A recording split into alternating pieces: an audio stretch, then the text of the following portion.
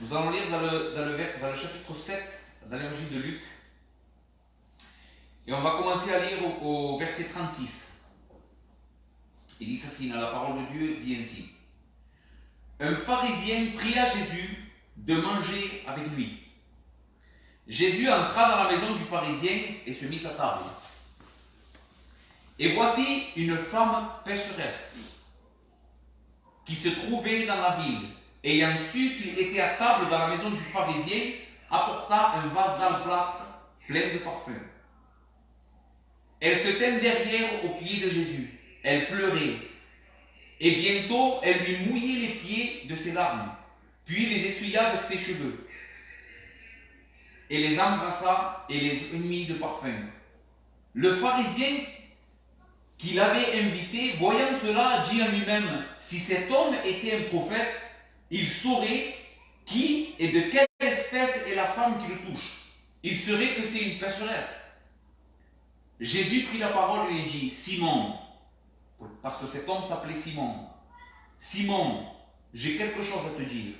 Maître, parle, répondit-il. Un créancier avait 2 débiteurs.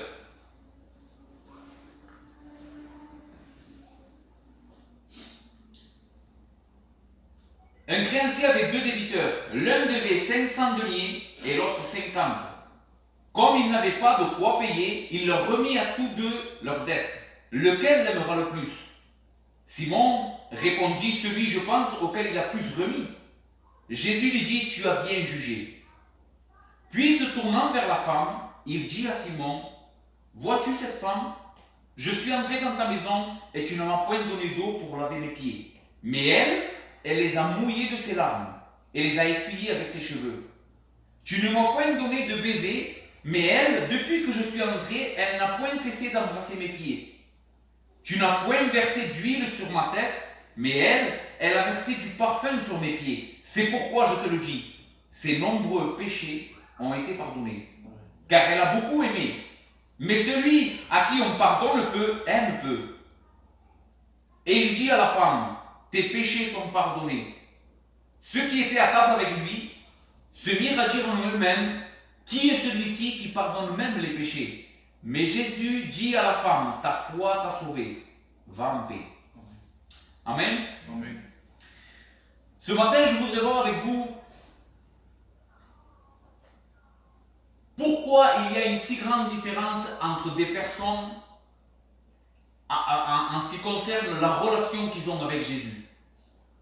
Pourquoi il y a des personnes qui sont ferventes pour Jésus, qui aiment Jésus, qui viennent aux pieds du Seigneur comme cette femme, qui démontrent un cœur ardent pour le Seigneur, et il y en a d'autres qui sont secs, qu'on dirait même qu'ils sont morts, qui n'ont aucune manifestation d'amour pour le Seigneur Jésus. Et c'est ce que nous allons voir à travers de cette histoire. Pourquoi? Qu'est-ce qui fait que des personnes et que leur comportement par rapport au Seigneur soit si différent? Nous allons voir à travers de cette histoire qu'en réalité, ce qui fait une grande différence, c'est voir spirituellement ou être aveugle spirituellement. Quand une personne voit spirituellement, comprend par l'esprit qui est le Seigneur Jésus, qui est le Maître, il est normal qu'il fasse comme cette femme, qu'il ait un cœur débordant d'amour pour Jésus, mais un cœur qui ne voit pas, une personne qui est aveugle spirituellement, qui est morte dans son péché, en réalité, n'a aucune manifestation d'amour pour le Seigneur. Et c'est ce que nous allons voir dans cette histoire. Le verset 1er, le verset 36, dit ainsi, un pharisien pria Jésus de manger avec lui. Jésus entra dans la maison du pharisien et se mit à table. Je voudrais que vous usiez de votre imagination pendant 2 minutes et que vous visualisez cette scène.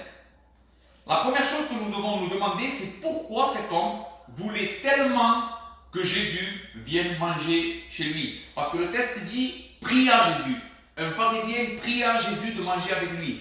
Et dans le texte originel, la parole pria veut dire il a supplié. Cet homme-là avait supplié Jésus de venir manger chez lui. Simon était un pharisien et avait sûrement entendu parler du Seigneur. Peut-être même l'avait-il entendu lui-même prêcher. Il avait lui-même entendu prêcher Jésus, le royaume de Dieu. Mais Simon voulait se faire un avis personnel sur Jésus. Il voulait lui-même avoir une relation avec lui, pouvoir questionner Jésus et se faire sa propre expérience de Jésus, exactement, son propre avis sur Jésus. Et c'est pour cela que Simon va appeler Jésus. Nous voyons que cet homme est intéressé par Jésus. Car si une personne n'est pas intéressée, il n'aurait pas supplié Jésus de venir chez lui. Cet homme était intéressé par le Seigneur Jésus et voulait absolument avoir une relation avec lui. Mais nous voyons que ses motivations n'étaient pas les bonnes motivations. Il ne croyait pas dans le Seigneur Jésus. Simon, nous avons dit, était un pharisien. Les pharisiens, nous savons très bien qui ils étaient. C'était une secte juive.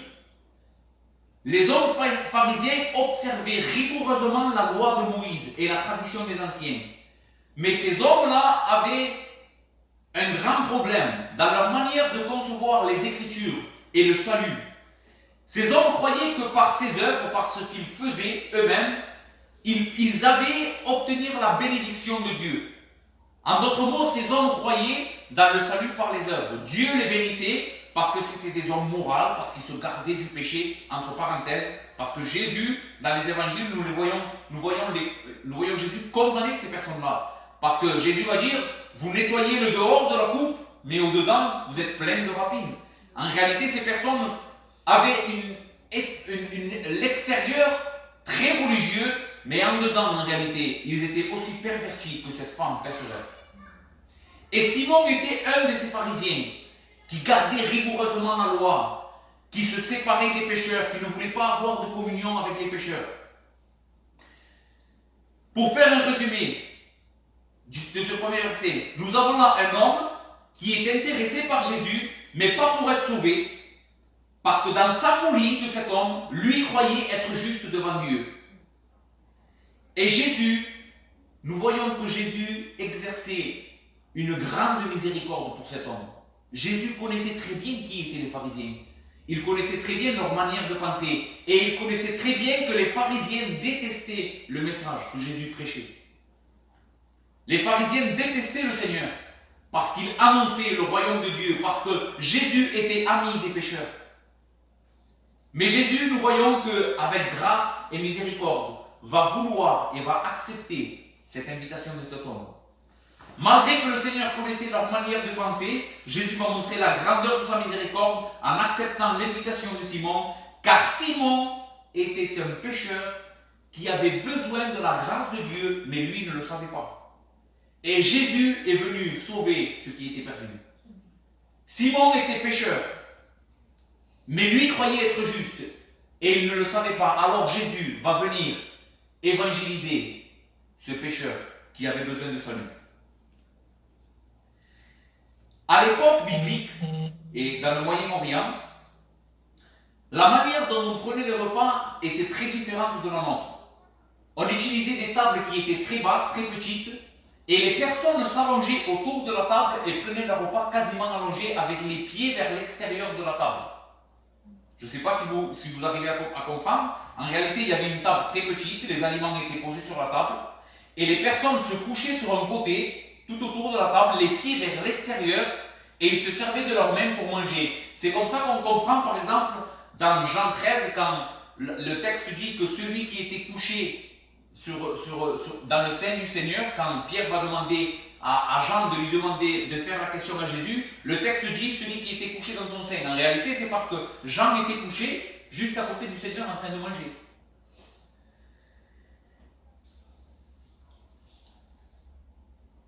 Et dans ce contexte-là, imaginez-vous cette scène. Jésus, c'est chez cet homme qui se croyait saint, en compagnie de tous les amis de cet homme qui étaient sûrement pharisiens aussi, mis à table dans cette position, et là, l'impensable va arriver. L'impensable pour cet homme, pour ce pharisien. Le texte dit, et voici une femme pécheresse qui se trouvait dans la ville, ayant su qu'il était à table dans la maison du pharisien, apporta un vase d'albâtre plein de parfums. Les paroles du texte originel « et voici » laissent entendre un grand étonnement. Et voici quelque chose d'impensable, quelque chose de scandaleux au milieu de toute cette soi-disant sainteté, car tous ces hommes-là se croyaient être très saints, mais en réalité, le seul saint qui avait à table là, ce soir-là, était le Seigneur Jésus. Tous les autres étaient aussi pécheurs que cette femme. Une femme va faire éruption à ce dîner. Et elle va s'approcher de Jésus. Le texte ne donne pas plus de détails sur qui était cette femme. Mais nous comprenons qu'elle était très pécheresse, elle était connue. Et sa réputation dans la ville où elle habitait, où habitait Simon, elle n'était plus à faire. Toutes les personnes qui étaient à table ce soir-là savaient qui et de quelle espèce était cette femme. Beaucoup de commentaristes disent que cette femme était sûrement une prostituée d'une ville de Galilée. Et voici ce qui est scandaleux. Une prostituée va venir et va rentrer chez ce pharisien et va s'approcher de Jésus.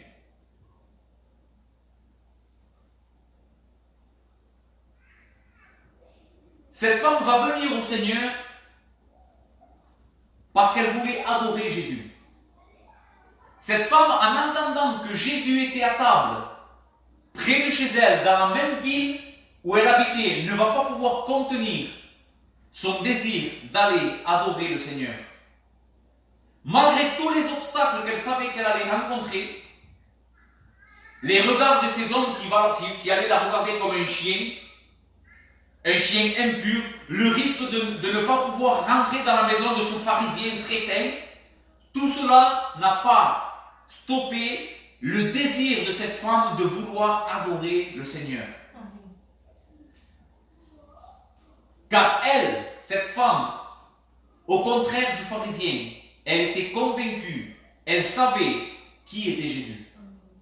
Elle était convaincue que ce Jésus-là, ce prophète qui avait fait éruption en Israël, de qui tout le monde parlait, était le Messie qui était envoyé de Dieu, était le sauveur des hommes, était l'unique qui pouvait pardonner ses péchés. Amen. Et c'est parce que cette femme était convaincue et avait foi dans le Seigneur Jésus qu'elle ne va pas pouvoir contenir son désir d'aller adorer le Seigneur Jésus.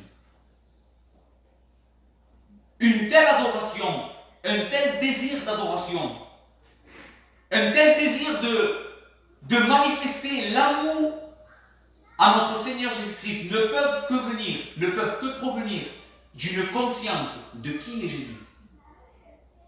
C'est pour ça que je vous ai dit tout à l'heure que nous allons voir la différence qu'il y a entre quelqu'un qui ne voit pas spirituellement, qui est aveugle, qui ne comprend pas l'évangile, qui ne comprend pas qui est la personne de Jésus, et une personne qui, oui, comprend. Quand une personne comprend qui est la personne de Jésus-Christ, quand le voile est ôté, quand la gloire de Dieu lui est révélée, cette personne-là, son cœur va bouillonner pour le Seigneur Jésus. Son cœur va être ardent pour le Seigneur Jésus-Christ. Cette personne-là va aimer le Seigneur Jésus-Christ parce qu'elle comprend qui il est. Et cette femme-là, nous la voyons venir adorer le Seigneur. Cette femme-là était sauvée. Et je tiens à souligner cette parole. Elle faisait cela, elle est venue au Seigneur Jésus, pas parce qu'elle cherchait le salut, mais elle est venue parce qu'elle était sauvée, parce qu'elle comprenait qui était Jésus. Et nous allons le voir un peu plus bas dans le texte, pourquoi je dis cela. Et quelle adoration! Quelle adoration glorieuse cette femme va apporter au Seigneur Jésus. Quand cette femme va apprendre que le Seigneur est dans la maison de Simon, elle va vouloir l'adorer et lui témoigner de la gratitude en utilisant ce qu'elle avait de plus précieux. Elle va prendre un vase d'albâtre qu'elle avait rempli de parfum. L'albâtre était une sorte de marbre très rare qui était extrait en Égypte.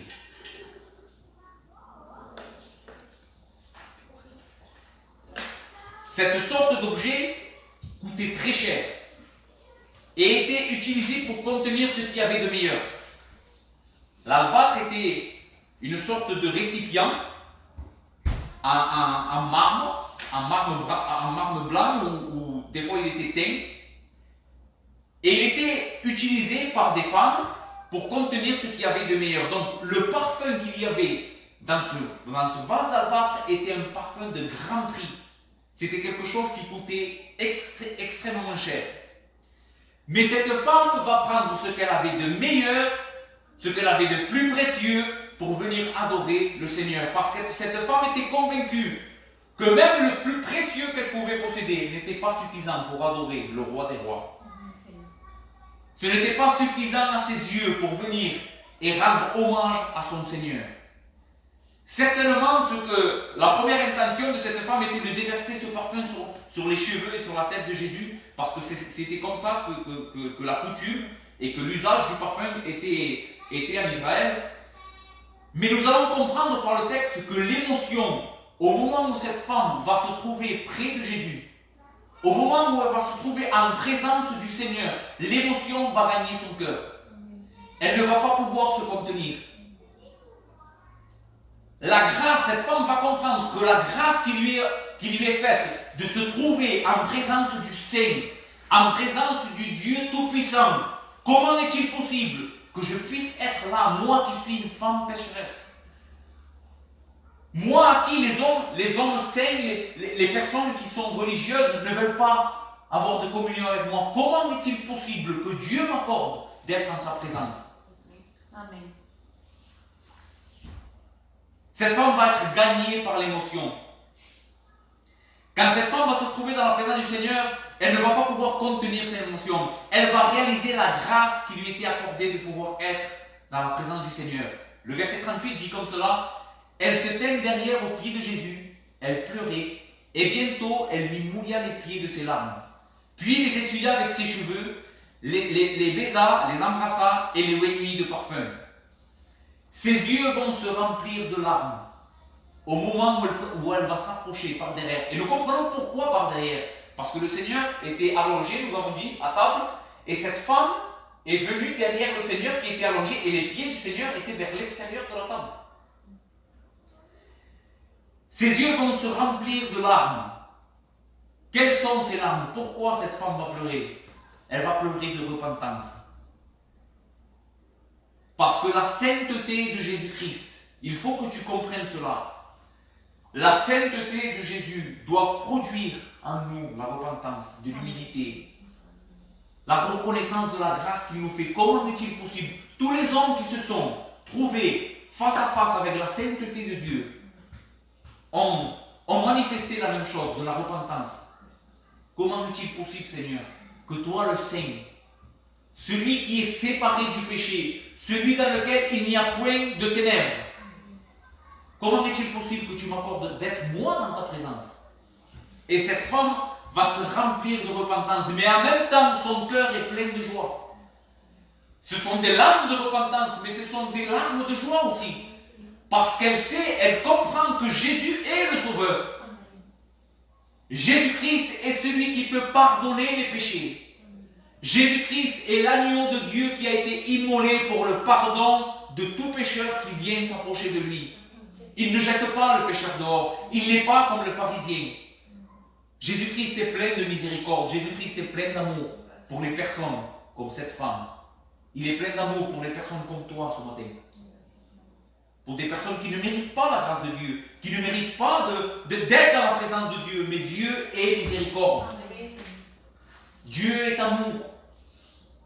Le pardon se trouve auprès de l'Éternel. C'est auprès de lui qu'il faut aller pour trouver le pardon. Et cette femme va se remplir d'émotions, remplir de joie et de repentance. Elle va détacher ses cheveux, quelque chose qui était interdit en Israël. Une femme ne pouvait pas détacher ses cheveux dans un endroit public. C'était interdit. Mais cette femme, remplie par l'émotion, ne se contrôle plus. Quand elle se trouve dans la présence de son Seigneur, elle fait les choses de manière spontanée. Elle veut à tout prix adorer et servir son Seigneur. Elle va détacher ses cheveux et avec ses cheveux, elle va sécher et essuyer les larmes qui étaient tombées sur les pieds du Seigneur. Quelle femme extraordinaire par son adoration. Quel signe de gratitude. Parce qu'en détachant ses cheveux de la sorte et en servant le Seigneur de la sorte, elle montrait de la gratitude. elle va aussi embrasser les pieds du Seigneur en démontrant ainsi l'amour qu'elle avait pour lui. Et elle ne pouvait plus attendre.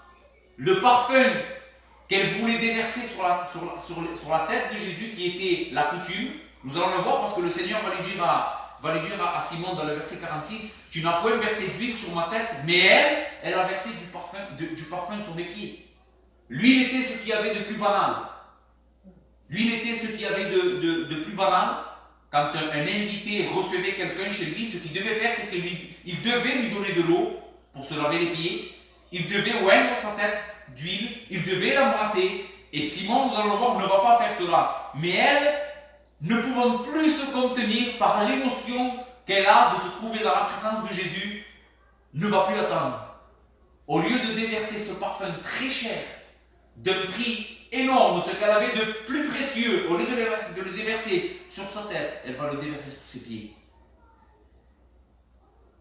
Quelle adoration, quel témoignage de gratitude au Seigneur Jésus.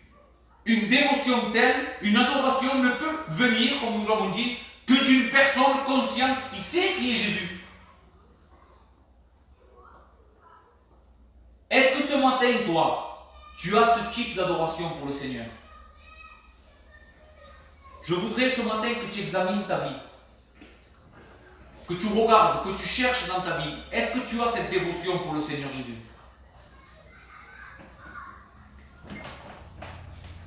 Est-ce que tu possèdes cette gratitude pour le Seigneur Jésus?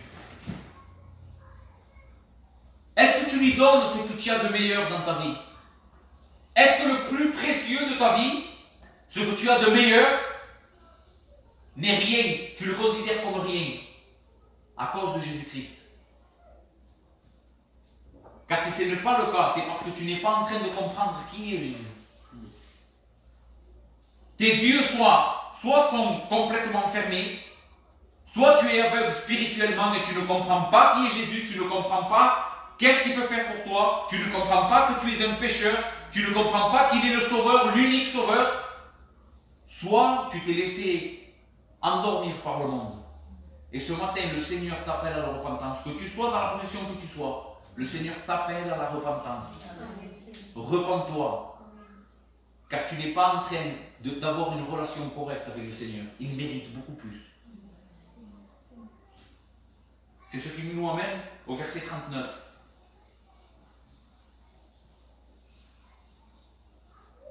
Cet homme, ce pharisien, nous allons voir qu'il était complètement aveugle. Il ne comprenait absolument pas qui était le Christ. Et c'est pour cela qu'il va traiter Jésus avec tellement de mépris. Verset 39. Le pharisien qu'il avait invité, voyant cela, dit en lui-même, si cet homme était prophète, il connaîtrait qui et de quelle espèce est la femme qui le touche, et il connaîtrait que c'est une pécheresse. Quand Simon le pharisien va voir cette scène, une femme pécheresse toucher les pieds de Jésus et que Jésus n'en va rien dire, Simon va en conclure que Jésus n'est certainement pas un prophète et qu'il était un imposteur. Cela va être scandaleux pour lui. Qu'est-ce que nous avons dit au début? Souvenez-vous que Simon avait invité Jésus pour se faire une idée personnelle sur lui. Il voulait savoir si vraiment Jésus était ce qu'il était. Mais il ne croyait pas en lui. Simon croyait qu'il allait pouvoir sonder Jésus. Et lui, Simon, après cette scène, va en conclure que Jésus n'est pas un prophète. C'est impossible qu'un prophète, un saint de Dieu, se laisse toucher les pieds par une femme aussi perverse que elle. La femme pécheresse était consciente de qui était Jésus et elle lui avait témoigné son adoration parce qu'elle comprenait la bonne nouvelle et que le Messie était venu. Et cet homme qui croyait être juste et qui croyait être un homme qui connaissait Dieu, qui gardait les lois de Dieu, qui était très religieux, en réalité n'avait rien compris. Le Dieu de gloire était sous son toit et il ne l'avait pas reconnu. Cette femme qui était le pire de la société, une femme pécheresse, une femme qui ne comprenait rien à la loi de Dieu, elle avait compris par révélation qui était Jésus, et cet homme qui se croyait très juste, Jésus était venu sous son toit, avait répondu à son invitation, et il n'avait pas compris que celui qui avait créé le ciel et la terre était sous son toit. Mais Jésus, une fois de plus, dans sa grâce, dans sa compassion, va démontrer encore de la patience pour cet homme. Parce que toute cette histoire ne concerne pas en réalité la femme. Cette histoire raconte Jésus en train d'évangéliser un homme qui se croit sauvé. C'est ça le thème de cette histoire. C'est Jésus qui entre chez un pharisien, quelqu'un qui croit pouvoir être sauvé par ses œuvres et qui va l'évangéliser, qui va lui dire « Tu n'es pas meilleur qu'elle. Tu as besoin de repentance de la même manière que cette femme. » En réalité, aucun de nous sommes meilleurs que cette femme ce matin. Il faut que tu comprennes cela et il faut que tu l'acceptes. Rentre dans toi-même. Considère ce que la parole de Dieu t'enseigne ce matin. Aucun de nous sommes meilleurs que cette femme prostituée. Car la parole de Dieu dit ainsi, tous ont péché et sont privés de la gloire de Dieu. Il n'y en a aucun qui fasse le bien, pas même un seul. Il faut que tu comprennes que même si tu n'as pas une vie immorale comme cette femme, et que tu ne commets pas de péché scandaleux, que tu es une personne qui va à l'église, même si tu es une personne qui veut observer les lois de Dieu pour être sauvé, Dieu ne va pas te sauver pour autant. Dieu ne sauve pas les personnes parce qu'elles font. Il faut que tu comprennes que chacun de nous avons une dette envers Dieu, que même si tu aurais 1000 vies, tu ne pourrais pas les payer. La dette est trop grande, ton péché est trop grand pour que tu puisses payer ta dette. Et c'est ce que le Seigneur Jésus va vouloir enseigner à cet homme, à Simon, en utilisant une parabole. Dans le verset 40, il est écrit, Jésus prit la parole et lui dit, Simon, j'ai quelque chose à te dire. Maître, parle, répondit-il. Cet homme vient de dire, mais il n'est pas prophète, il n'est rien. Mépriser son cœur, mépriser Jésus dans son cœur. Et quand Jésus va lui dire, Simon, j'ai quelque chose à te dire, il va dire, Maître, parle, Rabbi, parle. Et nous voyons là l'hypocrisie de cet homme. Cet homme était hypocrite, cet homme était perdu, cet homme était un pécheur. Et Jésus va lui dire, un créancier avait 2 débiteurs. L'un devait 500 deniers et l'autre 50. 500 deniers représentaient approximativement 2 ans et demi de salaire pour un travailleur. Et l'autre 50 et 50 deniers représentaient 2 mois. Donc une dette énorme et une dette petite. Mais ce que le Seigneur va nous apprendre, c'est que les deux n'avaient pas la possibilité de payer. Que ce soit celui qui avait une dette énorme et celui qui avait une petite dette, les deux devaient être condamnés. Les deux ne pouvaient pas payer. Un créancier avait 2 débiteurs. L'un lui devait 500 deniers et l'autre 50. Comme il n'avait pas de quoi payer, il leur remit à tous les deux leurs dettes. Lequel l'aimera le plus? Simon répondit, celui, je pense, auquel il a le plus remis. Jésus lui dit, tu as bien jugé. Puis se tournant vers la femme, il dit à Simon, vois-tu cette femme? Je suis entré dans ta maison et tu ne m'as point donné d'eau pour laver mes pieds. Mais elle les a mouillés de ses larmes et les a essuyés avec ses cheveux. Tu ne m'as point donné de baiser. Mais elle, depuis que je suis entré, elle n'a point cessé d'embrasser mes pieds. Tu n'as point versé d'huile sur ma tête, mais elle a versé du parfum sur mes pieds. C'est pourquoi je te le dis, ses nombreux péchés ont été pardonnés, car elle a beaucoup aimé. Celui à qui on pardonne peu, aime peu. Une lecture rapide de cette parabole, de cet enseignement de Jésus à cet homme, on pourrait en conclure que le Seigneur est en train d'enseigner à Simon, écoute Simon, si toi tu ne m'aimes pas beaucoup, si tu ne démontres pas beaucoup d'amour envers moi, c'est parce qu'en réalité tu n'as pas beaucoup de péchés à être pardonné, car tu es un homme qui quand même garde la loi de Dieu. Et cette femme, elle va démontrer beaucoup d'amour pour moi parce que c'est une femme très pécheresse. et qu'elle a beaucoup de péchés à être pardonnés, mais ce n'est pas ça que le Seigneur est en train d'enseigner. Bien au contraire, ce que le Seigneur est en train d'enseigner à cet homme, c'est que lui n'avait manifesté aucun amour pour Jésus.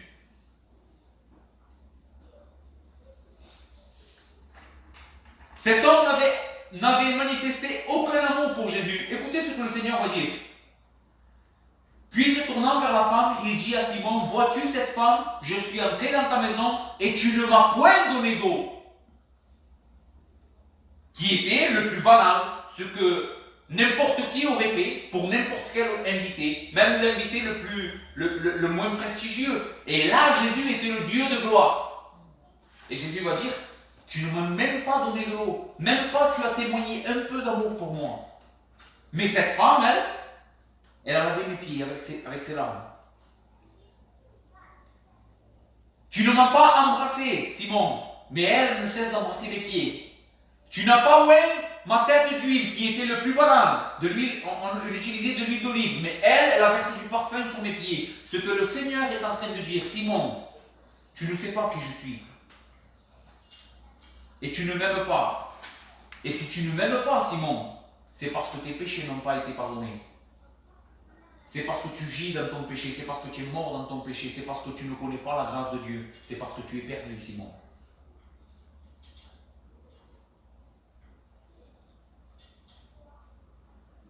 Simon était un homme perdu, parce qu'il ne manifestait aucun amour, aucun intérêt pour le Christ.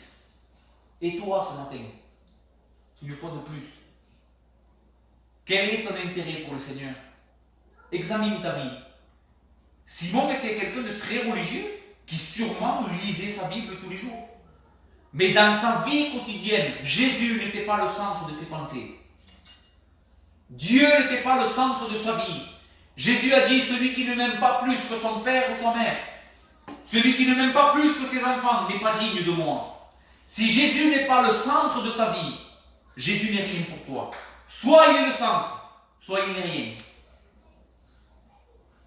Le christianisme, c'est quelque chose de très radical. Être un croyant, c'est passer d'une personne qui est morte à une personne qui est vivante, d'une personne qui vit dans les ténèbres à une personne qui vit dans la lumière. Comment est ta vie? Tu vis un peu dans les ténèbres, un peu dans la lumière?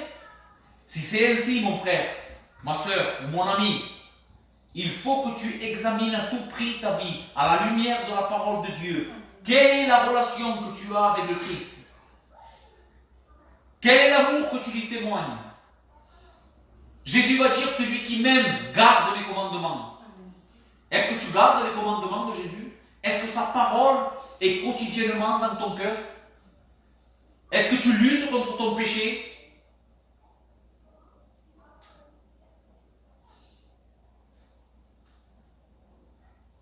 Il est très important que nous comprenions ces choses ce matin. On pourrait se tromper par des faux raisonnements. La Bible dit, ne vous trompez pas par de faux raisonnements. Cet homme croyait être sauvé. Cet homme avait la conviction que si le royaume de Dieu venait, cet homme était quelqu'un d'assez bien pour rentrer dans le royaume de Dieu. Parce qu'il connaissait la parole de Dieu, parce qu'il croyait connaître Dieu, mais en réalité cet homme était perdu et il était trompé absolument par son cœur. Son cœur pervers allait le conduire directement en enfer, parce qu'il croyait qu'il était bon, parce qu'il croyait qu'il passait l'épreuve. Mais le texte nous révèle que cet homme en réalité était complètement perdu. Verset 48. Le Seigneur va dire, il va se tourner vers la femme et va lui dire, tes péchés sont pardonnés. Dans le verset 47, c'est pour ça que je disais tout à l'heure que cette femme est venue à Jésus et a démontré son adoration parce qu'elle était déjà sauvée. Parce que dans le verset 47, le Seigneur va dire, c'est pourquoi je te le dis, ces nombreux péchés ont été pardonnés. Le Seigneur va parler au passé. Sûrement que cette femme a dû entendre le Seigneur prêcher à un autre moment, ou peut-être avait entendu Jean le Baptiste prêcher le royaume de Dieu et dire, il vient le Messie. Et cette femme avait cru le message de Jean le Baptiste.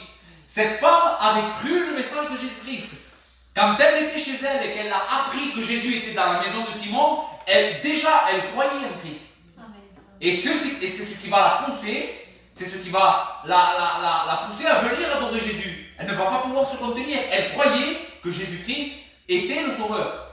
C'est pourquoi le Seigneur va lui dire, ses péchés ont été pardonnés, car le péché ne se pardonne pas par nos œuvres. C'est pas parce que cette femme a adoré Jésus de cette manière, elle a versé du parfum dans les pieds de Jésus, elle a pleuré aux pieds de Jésus de repentance, qu'elle a été sauvée. Jésus va dire, ta foi t'a sauvée. C'est la foi qui sauve. C'est la confiance dans la parole de Dieu. C'est croire ce que la Bible dit. Tu es pécheur et privé de la gloire de Dieu. Mais Jésus-Christ, le Fils de Dieu, est venu sur terre il y a 2000 ans mourir pour des personnes comme toi. Payer la dette de tes péchés. Et celui qui croit en lui, celui qui a confiance en lui, sera sauvé.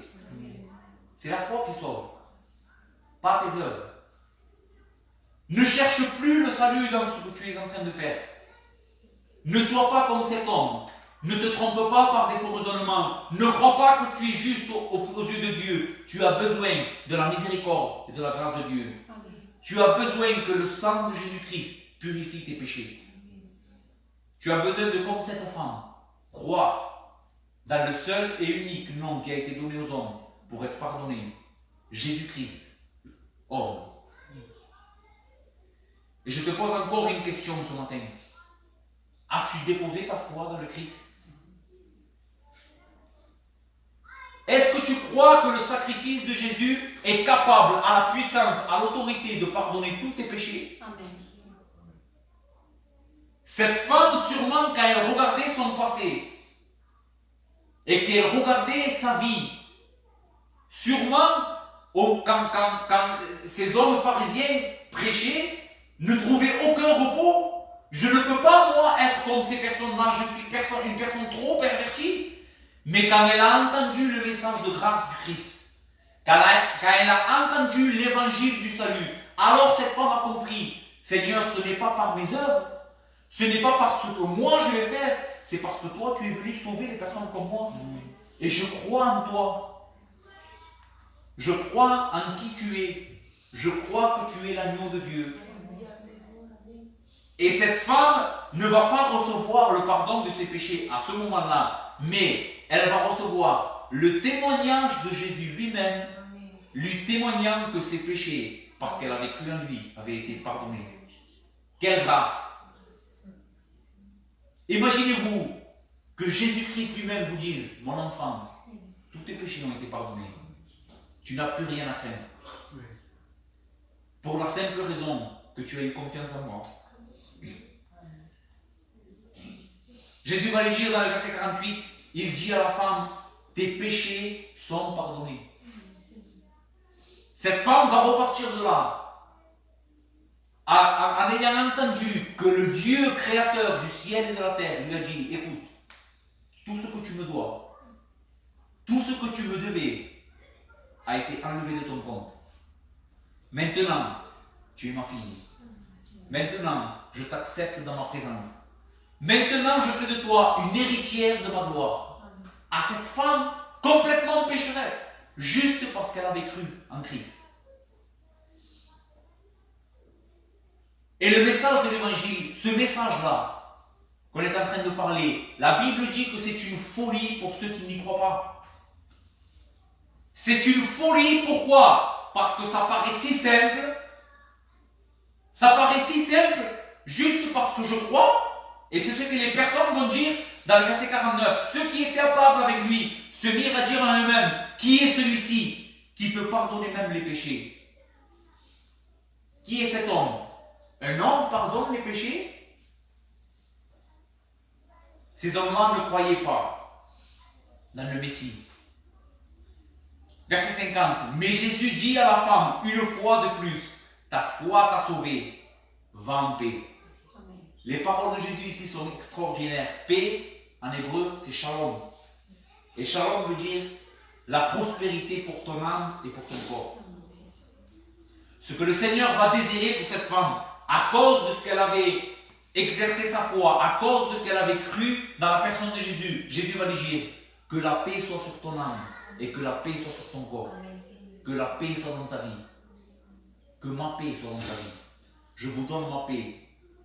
Je ne vous donne pas la paix comme le monde la donne. Est-ce que tu as la paix de Dieu dans ta vie? Est-ce que tu as la confiance? Est-ce que tu as entendu par la foi Jésus te dire tes péchés ont été pardonnés?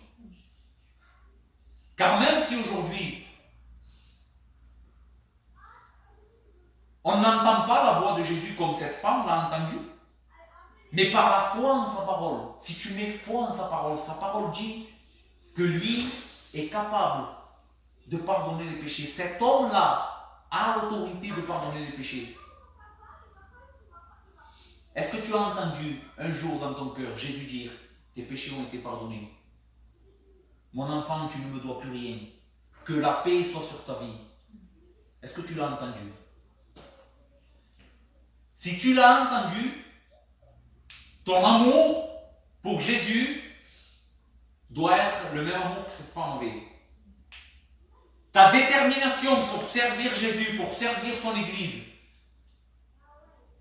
pour porter l'évangile de la paix, doit être la même détermination que cette femme.